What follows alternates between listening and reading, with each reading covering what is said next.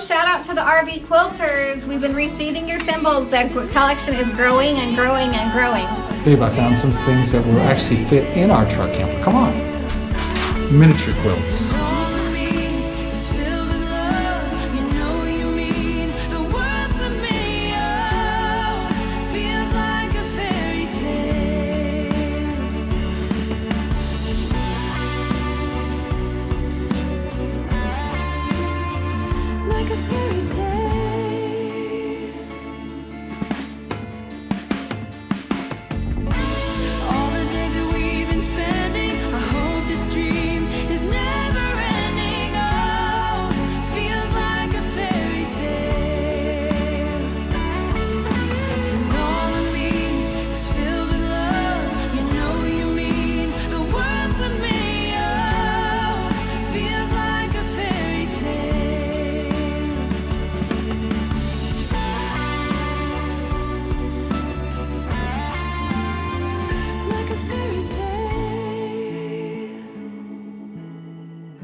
So this quilt right here is all paper pieced in the early 1800s, and it has love letters, and they were put together on fabric from her husband. So watch for this one to come to the museum soon. There'll be a whole exhibit on this quilt.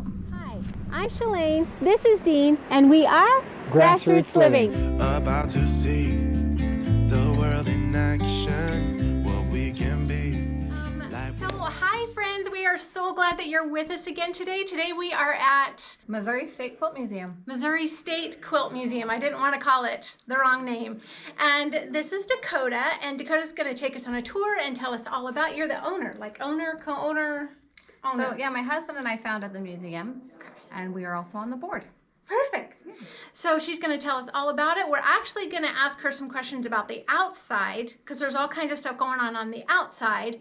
And then we're going to ask her a bunch of stuff about the inside. And this might end up being a long video because this is a pretty cool place. Come outside, and there's some fun little things out here. We've got a community garden over here, which we're not going to show you from this angle because we've got stuff in the way. But we've got this gorgeous little community garden. Can you tell us about what's going on over there with that? Yeah, so when I went to start working on my greenhouse this year, I just was looking at how much I could produce at my house and how much I can give and how much I use myself, and then realized there were a lot of people in town that may not have the opportunity to grow their own gardens. And so we decided that we would open up a space at the museum to have a community garden. Yeah. So they adopt a bed and they can grow whatever they want in it. They take care of it themselves, and then anything that's excess we give to the food pantry. Perfect. It's like a little garden quilt on the outside of the museum. Also, there's something super cool over on this corner. You want to tell us about that? Yeah, this is the world's largest spool of thread. It was erected here in Hamilton in 2018, in September of 2018. And my husband said he wanted to build the world's largest spool of thread. I asked him how big that was, and he said, well, the current one is 18 inches. And so I anticipated having, you know, maybe a 2.5 foot, 4 foot maybe spool of thread, but instead he built this ginormous 22 foot tall, 8 foot wide spool of thread with over 1 million yards of thread on it. Yeah, and you guys, it did not come with all of the thread. Oh no, we hand spooled it. Yeah, who did it? It was you the family and a few community members, yeah. Right, so you've got four boys. So she's got 4 boys, so they just did a lot of... Yeah, we laid it on its side like a barbell, and then one would stand on either side of it, and we'd lift it up and over and around and around, and Orifil donated all 1 million yards. Wow. So those are fun family memories. For sure. Or nightmares, however you want to, probably good. Yeah. There's actually a little ice cream shop on the other side, but we're going to get to that later. Okay, so this is the Underground Railroad room. So quilts were used in the Underground Railroad to leave signs or information for people to follow so they would know where was safe, what directions to go to escape slavery. And so this is our quilt of the Underground Railroad, and it has the blocks that were used that would be put on porches or fence posts to be able to give direction and information to those that were trying to escape slavery and up into Canada and get out of the United States. This would be like the bear paw block. The bear paw block would tell them to get to the mountains. This is the trail of the bear where they need to travel to be safe or to get and be on the directions that they want to go.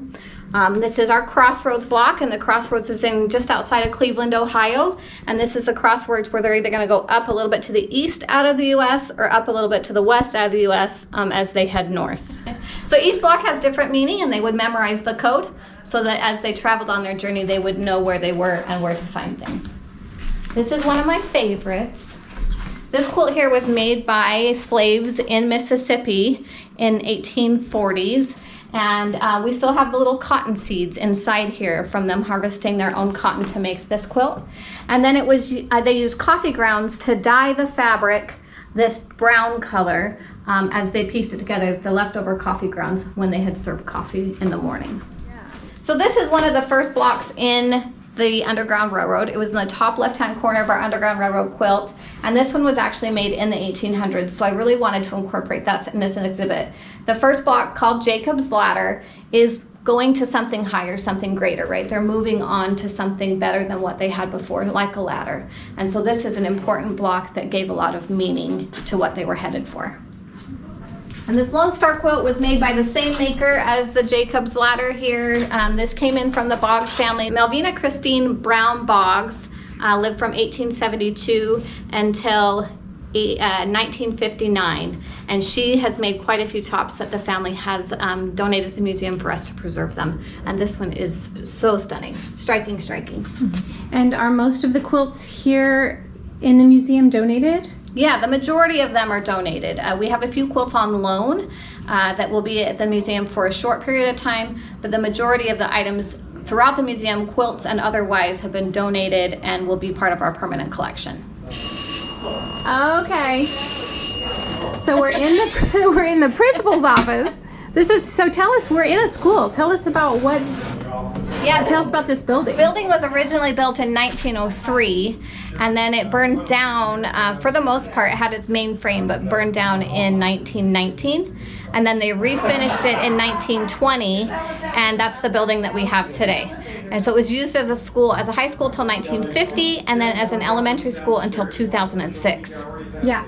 So we're hearing a lot of laughter out there, and since we're in a school, we should probably go shush them. That's right. Before they end up in the principal's office. Class is in session. You don't want to be sent to the principal's office, except for this time you do, because we have an awesome quilt in here. Yeah, what is this? What are all these signatures? Isn't this amazing? This quilt was made in 1974 for a fundraising auction for the Palo Verdes Junior Women's Club in California.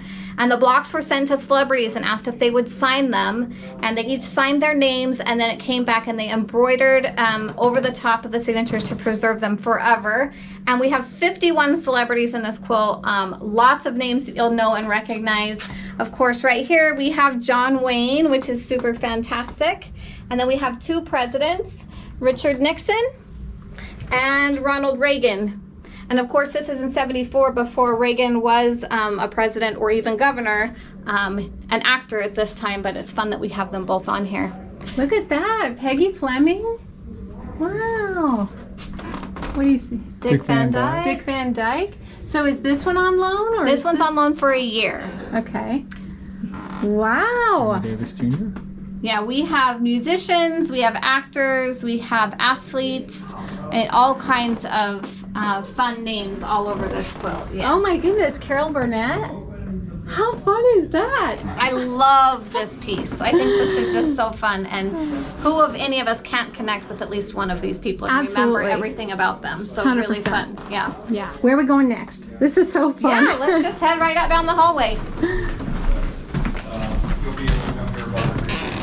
So the museum is constantly changing, but most things, like I said, are permanently on display in different ways because they belong to our permanent collection. Here we have a quilt by Janet Yamamoto. She's here in Hamilton, an amazingly talented quilter, and this one she has put together by hand, over 7,500 1-inch squares, and this is titled When Life Gives You Scraps, Make a Quilt. Engineered it yet keep it. Yeah. This part of the design. That is insane. This is also hand quilted. It's and it is giant. It's so big.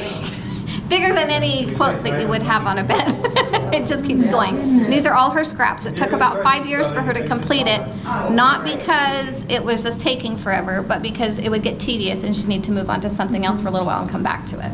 Perfect. And she's got a little shop in town that we are going to try to visit while we're in town. Fantastic. So. You will love it. Whispers of Yore. Great Yes. shop. Yes. So this gallery here, we have two next door to one another, are done by two sisters here in Missouri, Dinah Nash and Diane Harmon. And they have done Hawaiian quilts, all applique, beautiful, beautiful pieces. Even just their color choices. They're very good They're at gorgeous. putting things together. Oh, look at. I remember sewing with these when I was young and my mom was trying to teach me how to sew. Only if patterns still cost a quarter. Right? Not so much. Now here's a fun machine for you. This one is a Cadillac sewing machine. This is one that when you purchased a car, you got the free sewing machine to take home. And so then of course your wife would be tickled too. So you got the car, she got the machine, and we're both pleased. You know, we know a lot of road schoolers. People that homeschool, but they live in an RV and they road school. Yes. This, like I said, I had no idea this was going to be so educational.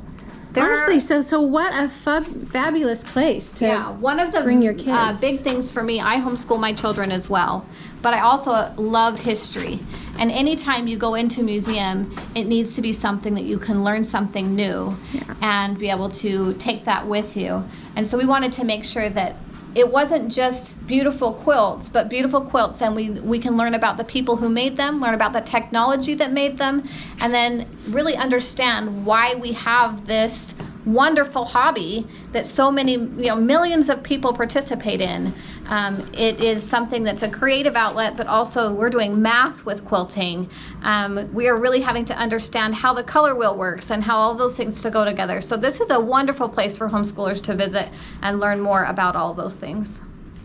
So like I said before, each room we receive a quilt and we try to create an exhibit around it. So here we're pulling ourselves into the late 1800s, all of the things that existed there. We want to be able to teach people how things progress throughout time, and so the different sewing machines and the items and things that people were wearing, things that they were doing, we really want to focus on and highlight.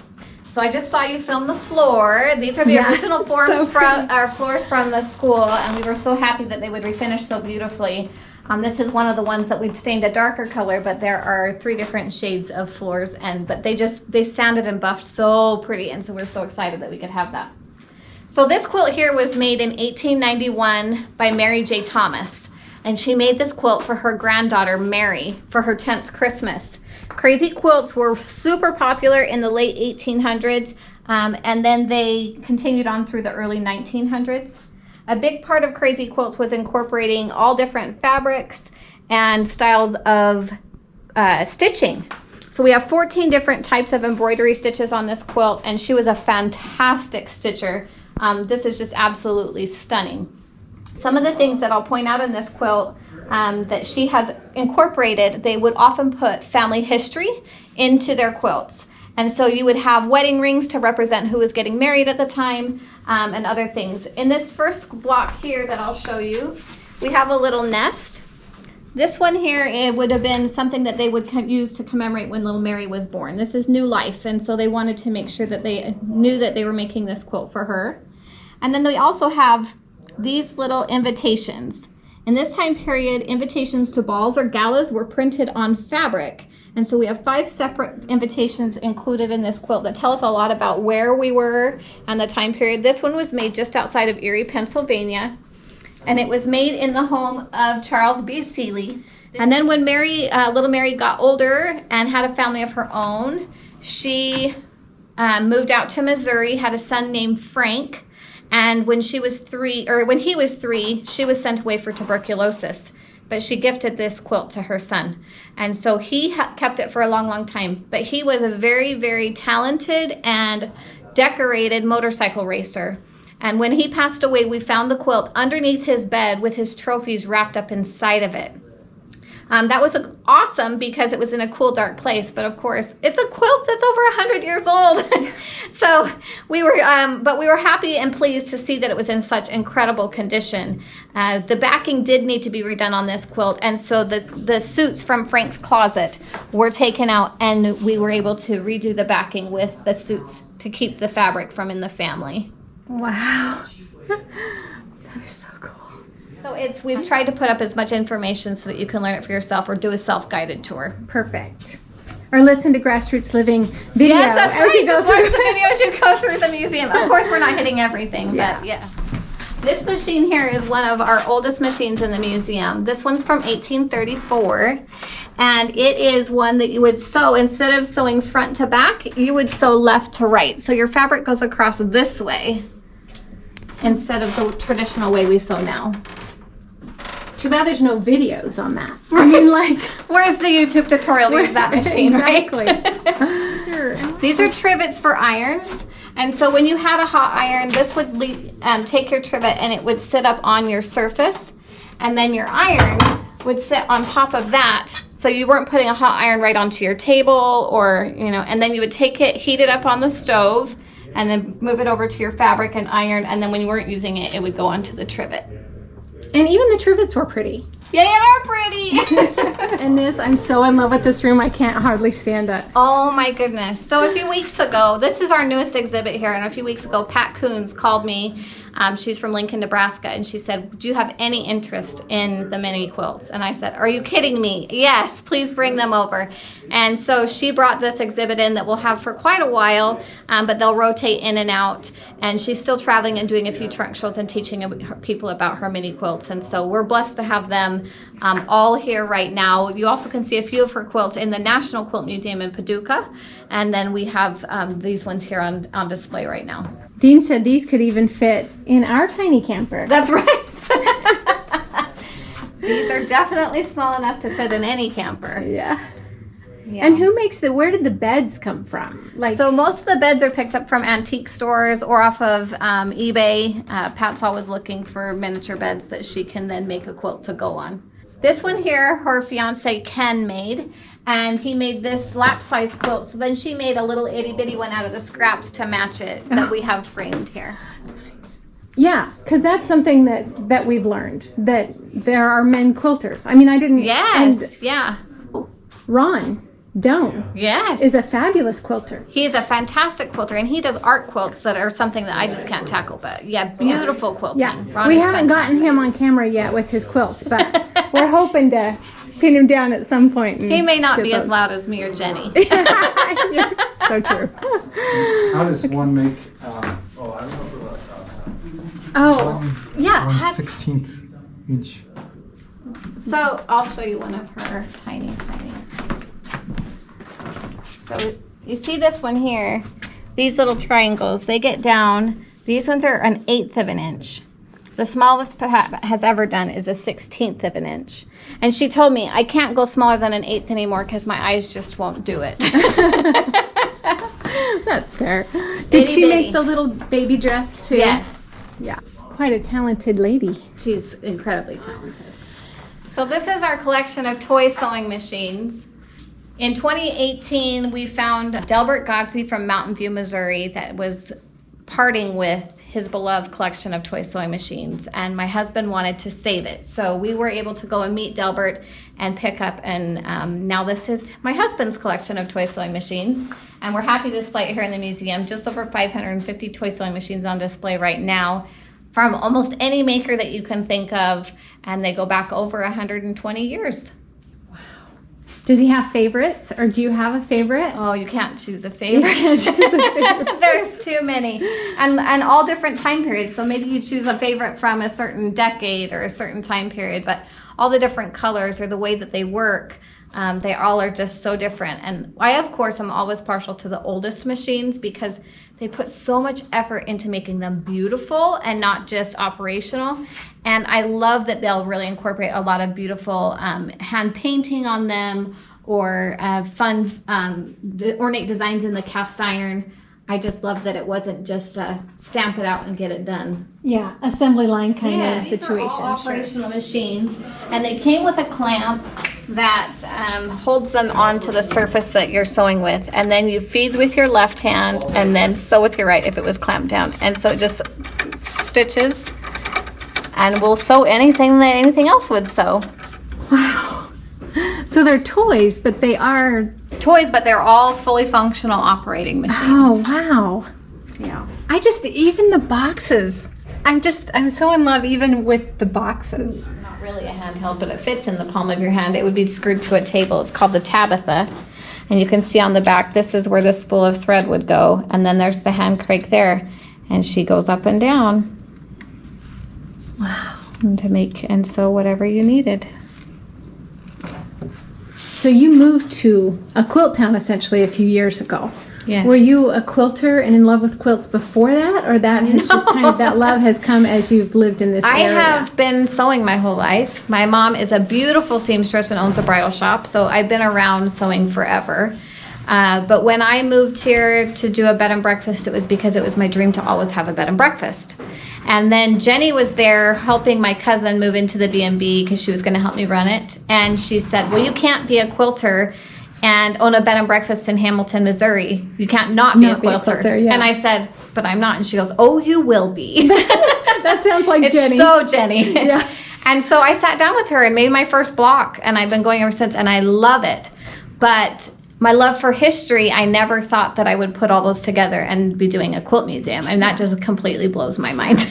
And now what a gift, what a blessing, what a discovery. Yes, it's been Yeah. fantastic, and the whole family's involved, and so that's a lot of fun. Our children are here helping give tours, and they've helped do the renovations and get it all ready to be what we see today, and they are hard workers, and then they're getting a passion and a love for being able to share what they know about history as well, and so I really enjoy that. And have they each made a quilt yet? Oh, yes. We'll see a couple of them in the next hallway because Perfect. a few of them are on display right now. And do you still have your bed and breakfast? I do. And Home how do in we find that? Hamilton. Yes. Home in Hamilton. Yep, here in Okay. Hamilton. We're in the country about 2.5 miles south of town on 15 beautiful acres, and we would love to have you come stay with us. Perfect. And isn't there room for, I haven't been in it, but I've heard about it, and I think I've heard that there's room for sewing. Oh, yes.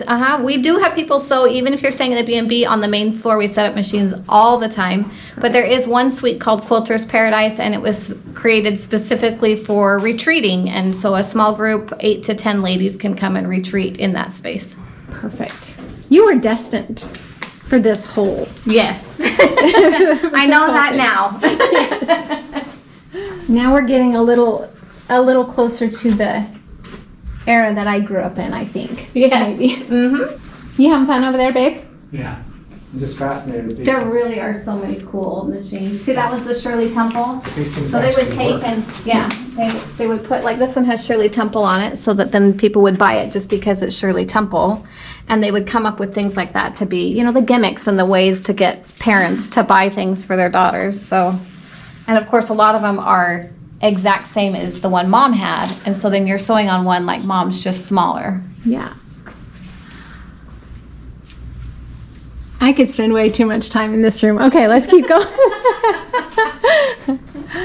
So in this hallway downstairs, we just have a bunch of vintage machines. 90% of what you see in the museum has been donated, like I said before, and becomes part of our permanent collection.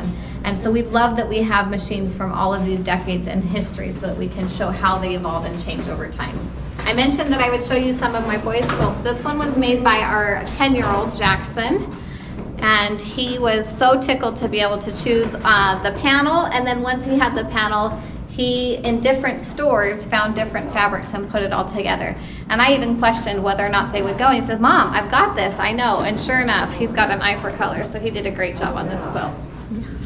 This one right here is Brandon's, and he was 15 when he made this quilt. So Brandon's our big football guy. We have a couple of them. And so he took a panel again down the middle and then added on different layers and pieces and fussy cutting so that he could get what he wanted for this quilt. Nice. So each of the boys has made at least one quilt, but some of them have made multiples. Our bookends really enjoy quilting, where the others do it for homework assignments. Nice. This quilt right here was found at a yard sale, but it was just individual blocks. So each of these blocks were just stacked up. It wasn't completed, wasn't put together.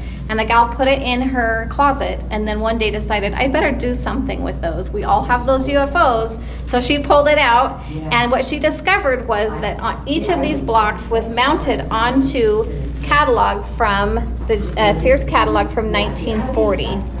And so she meticulously removed each of these pieces of fabric from the catalog and put them into a book for us, and then put it all back together into the quilt so we would have it today.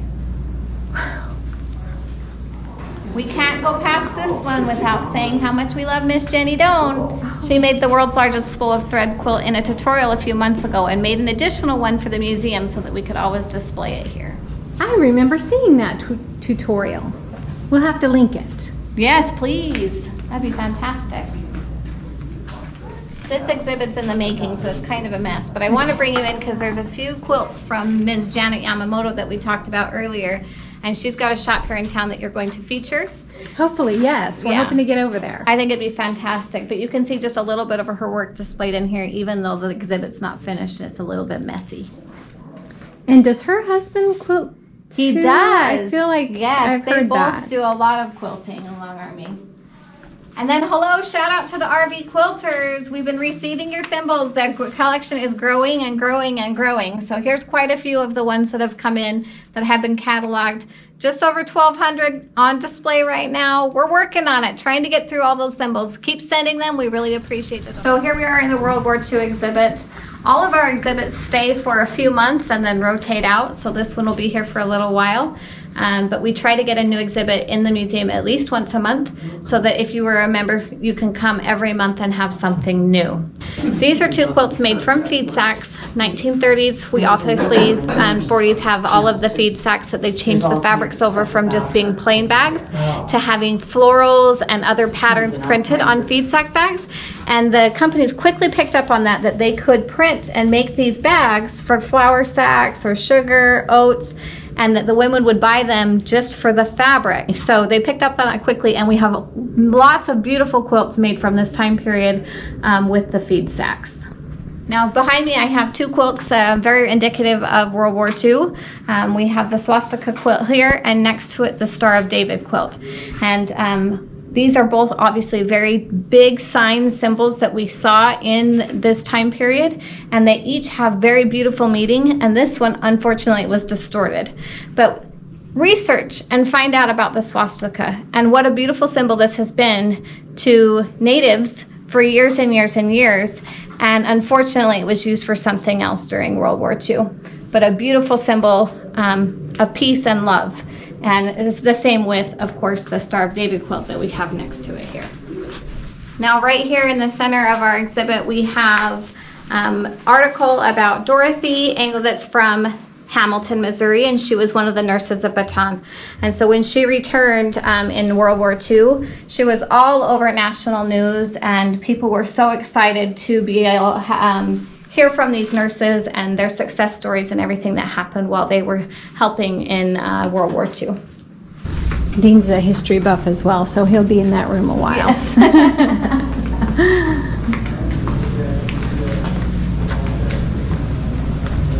Whoa.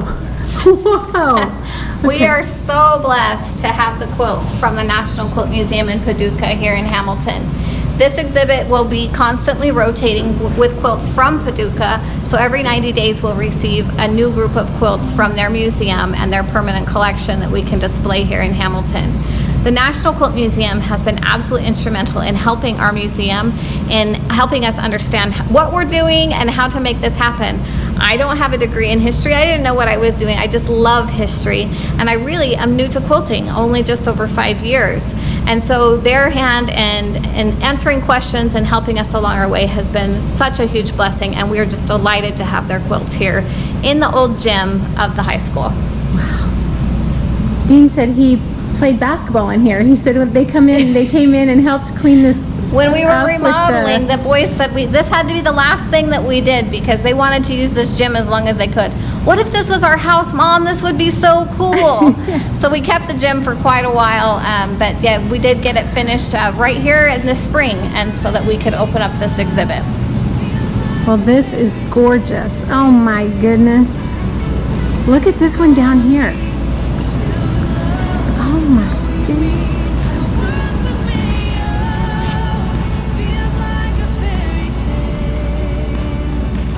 Wow.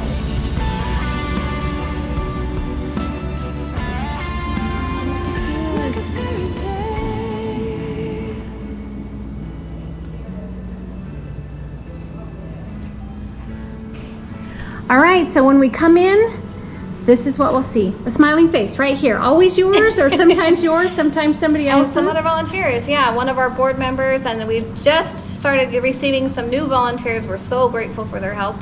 So yeah, you meet one of us here at the desk, and we'll tell you a little bit about the museum and send you on your way. And we'll Sign into the guest sign book. the guest book. And how much does it cost to get in? Admission is $12. We do have a $2 coupon floating around town, so you might want to pick that up before you head in. About $12 admission to the museum. So we have a family admission price of just $30. So we are here Tuesday through Friday, 11 a.m. to 5 p.m. and Saturdays 10 a.m. to 2 p.m. We are located at 300 East Bird in Hamilton, Missouri, and the website is MissouriQuiltMuseum.com. Perfect. And when they're all done going to the museum, right, going through the museum, We have the gift shop with lots of fun things available, and of course all proceeds of everything that happens here goes to support the museum. perfect. So this is your little gift shop in here, right? Yes. So we'll walk around there, and then they can leave here and go have some ice cream. Oh, at Twist and Shake, it's good stuff. You don't Yeah. want to miss it. So we might want to go, I think we're going to go over there and get an ice cream.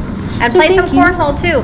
Oh yeah, there's games outside there. Yeah, horseshoes and horseshoes and all kinds of stuff. So Yeah, and keep watching the museum. Lots of things growing and changing. Third floor happening soon, and then next spring and summer, a lot of things happening out in the yard. So a big expansion out there with some fun quilting things happening as well. perfect. Thank you again. Thank you. Okay, bye. All right, so we just finished over at the Quilt Museum and we've come over to Twist and Shake. This is their little menu. It's not a big menu, but I've heard it's fabulous. We've already had a little bit of their ice cream. This is their peach sundae, which I'm super stoked about. And Dakota over at the museum said you have to try their fried pies, which we haven't done yet. And the owner's here. This is Bruce. Hello. And so he'll help Twist you and out. Shake. Yeah. So is there anything they should make sure they try when they... Well, you have to try probably one of everything. We have generally 6 different flavors of malt shakes, sundaes, and fried pies. They're all incredible, as well as our hot dogs and our fabulous chili cheese dogs. Well, we came here with our grandsons a couple days ago, and they gave it the thumbs up, so it's got to be good.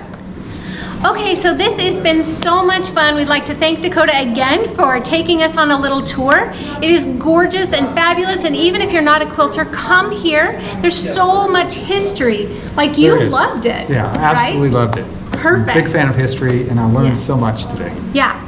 So the ice cream was fabulous, the museum was fabulous, and we are so glad that you guys joined us. And until next week, this is Grassroots Living, reminding you to get down to the grassroots of what makes you happy and live your love. We're thinking of you, and we'll catch you next time. Peace out. Tape into the machine, and it would run through the machine, and it would tell the embroidery hoops how to move and what to do. So this is the pattern. Oh, wow. So this is the last one that was left on the machine right here. So all of them would be doing the exact same thing on denim pockets for jeans. Really? But they could do different thread colors if they needed to, but it would be the same pattern all the way along. So it operates similar like a player piano, you know, Yeah. where it reads. And this is called punching, and the original machines were all punched. So, and that tells the, Basically the design. computer. Yeah, Yeah. that's what I was trying to wrap my Yeah, an brain early around. computer, yeah. Wow. And this was in Carthage, Missouri. Here before. Yeah, this is my 3rd time in Hamilton. Perfect. Yeah. And so you've actually been to this quilt museum? I have not been to the Quilt Museum ever, so Okay, it's the so- first time in the museum. A couple So far, rooms. it's beautiful. I'm Yeah. looking at these turtles. I know. These are great. Quilters are talented, and are you guys?